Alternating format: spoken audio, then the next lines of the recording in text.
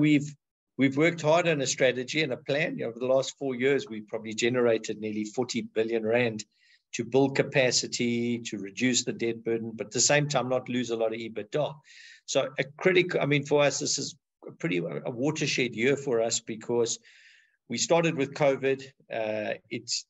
We did a lot in COVID, and it sort of we're not sure where it's going to at the moment. So we had quite a lot of uncertainties around our capacity, and we had a plan before, which was to bring our anesthetics and all of that on. So I think probably the most notable point today is our announcement with Serum, because it gives us access to pediatric vaccines for the continent. So the fact that Serum are partnering us when they're already big suppliers, they realize that there is a massive push in Africa for Africa, and the procurers are also going to go that way. And so it's great to partner them. But from a facility point of view, to have sustainable volumes.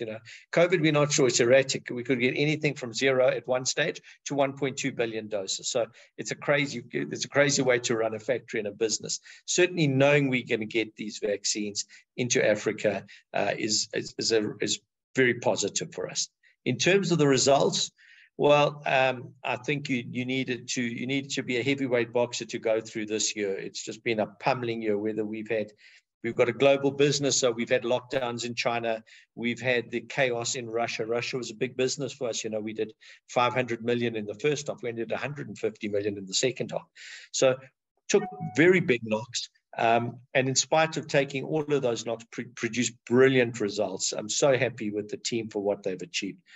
I think the outstanding performance must be an increase in margins. Just in the second half alone, our freight costs went up 225 million rand. These are big numbers to absorb, but we absorbed them, and we've grown, and we've hit our highest NHEPS in our history as Aspen. So really an exciting opportunity. 6 months ago, I was very cautious going forward because I didn't know what environment we had. I knew it was going to be bad, and people got upset with me for saying it. And it was even bad, maybe even worse than I thought.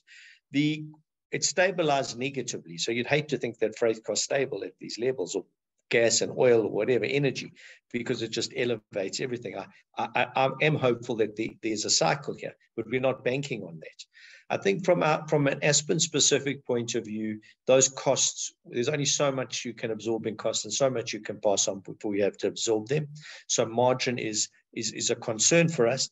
And even with this transaction with Serum and other transactions, and we're confident in that because we're putting even more capacity into South Africa to manage what we see as this flow coming in, is that we've got to be cognizant of the fact that if we don't get any COVID orders, what we're going to be doing on our lines is doing validation batches for Serum, validation batches for anesthetics. They're not immediately turnover driven. So it's very important for us from an income statement point of view, because we did 1.4 billion last year, that if we don't replicate that, we will lose that income stream for a period. Yes, we'll regain it and more in time, but in order for Aspen-Vax over that period, over next year, is critical. But prospects going forward are strong, because we've got a pipeline of these deals to come through. Stephen, always good chatting to you. Thank you so much for your time here on the Nielsen Network. Stephen Saad is the CEO of Aspen Pharmacare.